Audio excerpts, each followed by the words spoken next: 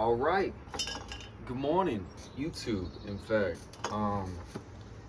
welcome back to my channel. Today, what I want to talk about is Stoicism, and the first book we're going to cover is called "How to Think Like a Roman Emperor." It's by Donald Robertson.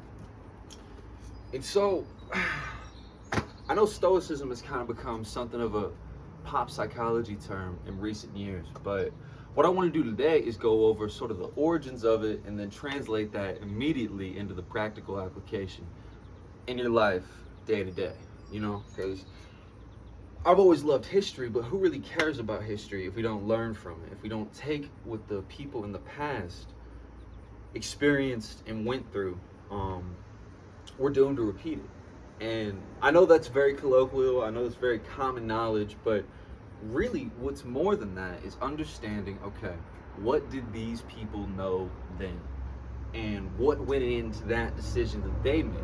And a lot of times it's really, really easy to make the decision for people looking back, We see how things turned out. We get the benefit of the cause effect, if then, of significant historical events.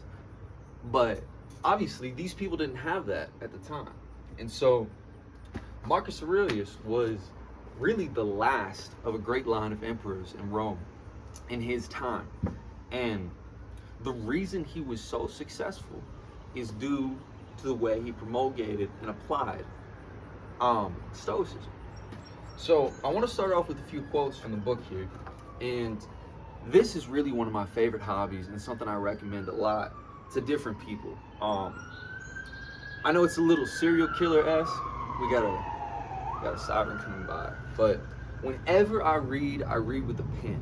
And I cannot recommend doing that to you enough. You can bracket the things that are important to go back to highlight. You can notice how a theme develops and evolves over time.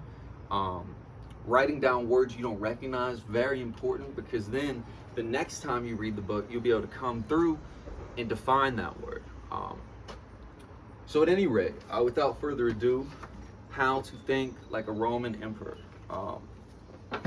The first quote I have from this book is, "The wise man loves life and is grateful for the opportunities it gives him, but he accepts that everything changes and nothing lasts forever."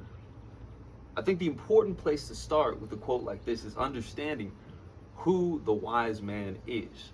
Because it's one thing to be knowledgeable, it's one thing to be smart, but it's a completely different thing to be wise. So from here, let's see, the quote I'd like to step to is this, okay?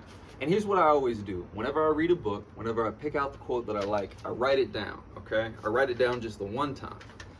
And then whenever I'm free, or whenever I'm anxious, or whenever I'm just sitting around like, what is there to do? I copy it, I copy it, and I copy it, and I copy it. And eventually, the information from the book is then able to translate from knowledge into wisdom. All wisdom is the practical application of the things you have learned, and doing it in a way that is both good for your spiritual development and that of the other person involved, or the other people, whatever it may be. It's the quote, without further ado, is "Do away with judgment, and the notion I have been harmed is done away with.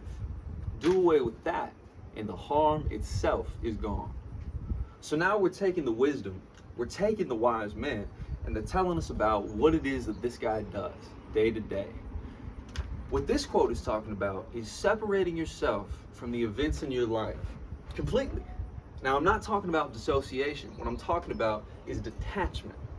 I know that word has a negative connotation, but what detachment means is that you are able to look at your life and approach it in a way that is based on something more than how you feel in that moment. That's very powerful. So if instead of judging whatever it is that happens to you based on what you feel, or the way you've seen shit play out in the past, or whatever it is that might be popping into your mind, having the ability to move through that, to notice it, is tantamount to any success you might have in Stoicism. All right, so there'll be one more quote after this, but the one I want to touch on now is as follows. All right, so it's, "Be a man complete in himself, smooth and round, who prevents extraneous elements clinging to his polished surface, who is such that when fortune attacks, she maims only herself. Ain't that something? You know, the first time I read it, I said, be a man completing himself, smooth and round. You know, I don't want to be fat and shaven. I'm not trying to be some type of, you know, Siamese cat or whatever the ones that they shave. But the more I've written it down, the more I've looked into it, the more this quote means to me. Because no matter what happens in your life, no matter who you are, tragedy will befall you. That's inevitable. You know, either you die or everyone you love will before you do. I mean, that's just a fact of life. But the thing is this, just because you encounter tragedy does not mean it has to be hell. And that's a big distinction. All right, so the final quote that I want to touch on from this book, and if you take away nothing else from this video, I hope it will be this quote, okay? Accept initial reactions as natural. View them with indifference and accept them without struggle rather than trying to suppress them. That is what Stoicism is all about. It's not about demonizing yourself or labeling something you feel is right, wrong, good, bad, black, white, anything like that. We're not talking about polarization. What we're talking about is application. And so if you can reach a point, even sometimes, where you notice what you feel and you don't place any judgment on yourself for feeling that type of way, then suddenly that's a whole other situation. You can move through it. You can take the events that happen in your life. You know, for Marcus Aurelius, there was a tremendous amount of wartime during his reign. Much of that the fault of the people before him.